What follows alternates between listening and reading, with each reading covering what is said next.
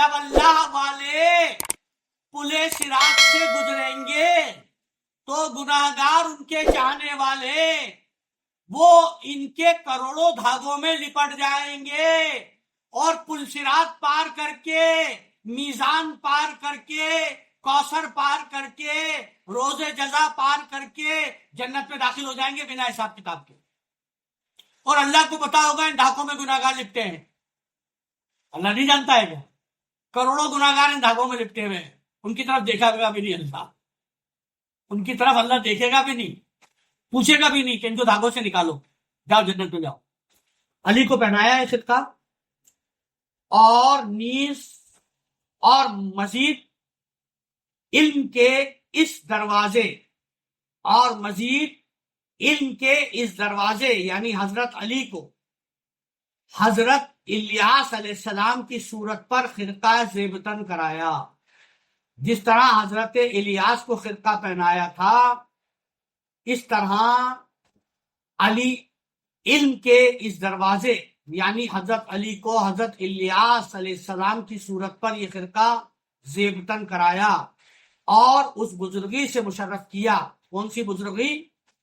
انتا منی بمنزلہ ہارون من موسیٰ لعن نبی بعدی۔ کیا فرمایا رسول اللہ نے خرقہ پہنا کر؟ اے علی، آپ میرے نزدیک اس طرح ہیں جس طرح حضرت ہارون علیہ السلام حضرت موسیٰ علیہ السلام کے نزدیک تھے۔ آپ میرے لیے اس طرح ہیں جیسے موسیٰ کے لیے ہارون تھے، یعنی آپ میرے وزیر ہیں۔ بس فرق اتنا ہے کہ ہارون میرے بعد نبی تھا اور تم میرے بعد ولیوں کے سردار ہو گئے۔ اس کی وجہ یہ ہے کہ اگر میرے بعد نبوت جاری ہوتی تو اے علی تم نبی ہوتے، لیکن نبوت ختم ہو گئی ہے، اس لیے تمہیں ولایت کا سب سے اونچا درجہ دیا جاتا۔ صحائح ستہ یعنی صحیح مسلم، بخاری، سنن ترمذی، سنن ابو داؤد، سنن نسائی، سنن ابن ماجہ کی ایک روایت ہے کہ قال علیہ الصلوۃ والسلام علی خلقتی علیکم فی حیاتی و مماتی فمن عصاہ فقد عصانی ومن عصانی فقد عصى اللہ ومن عصى اللہ فقد کفر۔ یعنی رسول اللہ صلی اللہ علیہ وسلم نے فرمایا کہ حضرت علی میرے خلیفہ ہیں، تم پر میری زندگی میں اور میرے بعد بس جس نے اس کی نافرمانی کی اس نے میری نافرمانی کی، اور جس نے میری نافرمانی کی اس نے اللہ کی نافرمانی کی، اور جس نے اللہ کی نافرمانی کی اس نے کفر کیا۔ یعنی رسول اللہ صلی اللہ علیہ وسلم نے فرمایا، حدیث دے رہا ہوں سیاہ ستہ کی، جن کو سب سے معتبر کتاب مانا جاتا ہے، سنو کیا فرماتے ہیں۔ رسول اللہ صلی اللہ علیہ وسلم نے فرمایا کہ حضرت علی میرے خلیفہ ہیں میری زندگی میں اور میرے مرنے کے بعد۔ علی کو خلافت ڈکلیئر کر کے گئے تھے خلیفہ، سیاہ ستہ کی حدیثیں ہیں۔ علی میرے خلیفہ ہیں میری حیات میں اور میری ممات میں، تم پر میری زندگی اور میرے مرنے کے بعد یہ واجب ہے کہ انہیں خلیفہ مانو۔ بس جس نے اس کی نافرمانی کی یعنی علی کی نافرمانی کی اس نے میری نافرمانی کی، اور جس نے میری نافرمانی کی اس نے اللہ کی نافرمانی کی، اور جس نے اللہ کی نافرمانی کی اس نے کفر کیا۔ اور بے نکات میں بھی ایک روایت ہے کہ حضرت صلی اللہ علیہ وسلم حضرت عائشہ کے گھر میں تشریف رکھتے تھے کہ حضرت علی آ گئے۔ حضرت صلی اللہ علیہ وسلم نے فرمایا کہ یہ سید العرب ہے، سن لو۔ آپ نے فرمایا یہ عربوں کا سردار ہے، تمہارا سردار ہے عربیوں، جتنے بھی عربی ہو مہاجر اور انصار۔ کیا فرمایا رسول اللہ نے؟ حضرت عائشہ کے حجرے میں علی آ گئے، آپ نے فرمایا، کیا فرمایا؟ یہ سید العرب ہے، عرب کا سردار ہے۔ کتاب مذکور میں دیگر بے شمار اسناد ہیں یعنی سندیں ہیں، پروف ہیں، جن کی اس مختصر کتاب میں جگہ نہیں ہے۔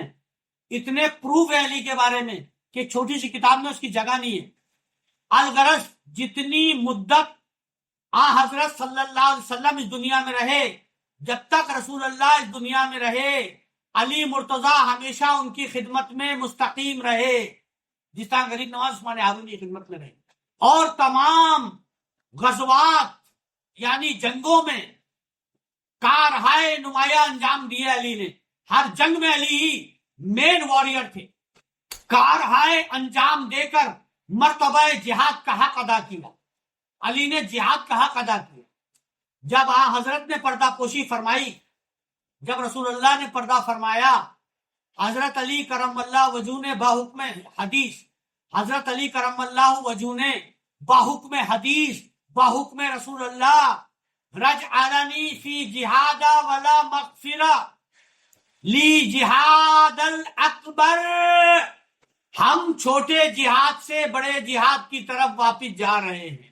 جب رسول اللہ نے علی سے یہ فرمایا تو مولا علی نے گوشہ نشینی اختیار کر لی، ایک کونے میں چلے گئے، کوارنٹین ہو گئے رسول اللہ کے بعد، کیونکہ رسول اللہ نے کہا علی آج ہم جہاد اصغر سے جہاد اکبر کی طرف جا رہے ہیں۔ تو رسول اللہ کے اس بات پر مولا علی نے گوشہ نشینی اختیار فرمائی، کوارنٹین ہو گئے، اور تمام ظاہری اور باطنی خواہشات ولایت کی قوت سے ترک کر دیے۔ جتنی بھی اچھائیں تھی ظاہری اور باطنی، وہ ولایت کی قوت سے چھوڑ دی۔ اب سمجھو ترک کیا ہے۔ آج ترک سمجھ جاؤ، ترک جو میں بار بار تمہیں ترک سمجھاتا ہوں، سمجھ جاؤ وہ ترک ہے کیا۔ جب رسول اللہ نے یہ کہا کہ ہم جہاد اصغر سے آج جہاد اکبر کی طرف لوٹ رہے ہیں، جب آپ اس دنیا سے جا رہے تھے علی آپ کے پاس بیٹھے تھے، اس وقت سے حضرت علی نے کوارنٹین ہو گئے، گوشہ نشینی اختیار کی، اور تمام ظاہری اور باطنی خواہشات، ڈیزائرز، یعنی ظاہری اور باطنی عالم ناسوت اور عالم ملکوت کے ڈیزائرز ولایت کی قوت سے ترک کر دیے، ولایت کی قوت سے ترک کر دیے۔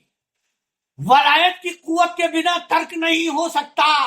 ترک جو کر دے، حضرت عثمان ہارونی سے پوچھا گیا کہ ترک کیا، آپ ولایت کی پہچان کیا ہے، عارف کی پہچان کیا ہے، تو آپ نے فرمایا ترک۔ علی نے ولایت کی قوت سے ترک کر دیے تمام خواہشات۔ ولایت کی قوت نہ ہو تو آپ ترک کر نہیں سکتے، چھوڑ نہیں سکتے۔ ترک کا مطلب ہے چھوڑ دینا، ہر خواہش کو چھوڑ دینا۔ اب سمجھ میں آ گیا ترک کا مطلب۔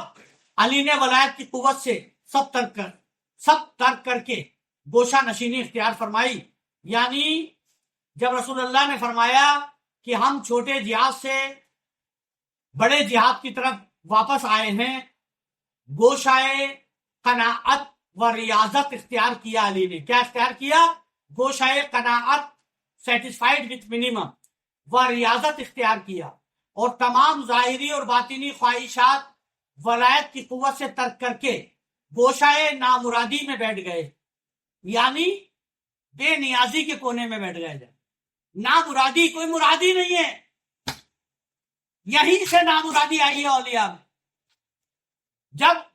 جب مرید نامراد ہوتا ہے تو وہ مراد بن جاتا ہے، جب مرید نامراد ہو جاتا ہے تو وہ مراد بن جاتا ہے، اور جب تک مرید میں مراد باقی رہے وہ نامراد ہی رہتا ہے۔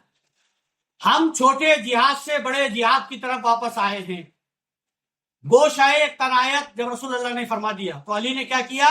گوشہ قناعت، سیٹسفائیڈ وتھ منیمم، گوشہ قناعت و ریاضت اختیار کیا، اور تمام ظاہری اور باطنی خواہشات ولایت کی قوت سے ترک کر کے گوشہ نامرادی میں بیٹھ گئے، یعنی سراپا مراد بن گئے۔ نامراد ہو جانا یہاں مراد ہونا ہے، اور مراد ہونا یہاں نامراد ہونا ہے۔ سمجھ گیا نا؟ خواہش، ڈیزائر، یہ مراد ہے، ڈیزائر لیس ہو جانا۔ حقیقتاً میں دکھ رہا ہے کہ یہ نامرادی ہے، لیکن اصل میں یہی مراد ہے، کیونکہ یہ اللہ کی مراد ہے کہ تم نامراد ہو جاؤ، یہ اللہ کی ڈیزائر ہے کہ تم ڈیزائر لیس ہو جاؤ۔ تمہاری ڈیزائر بڑی ہے کہ اللہ کی ڈیزائر؟ گوشہ نامرادی میں بیٹھ گئے اور بے نیازی کا دروازہ مخلوق پر بند کر کے ذات مطلق کی معرفت میں مشغول ہو۔ بے نیازی کا دروازہ مخلوق پر بند کر کے ذات مطلق کی معرفت میں مشغول ہو گئے.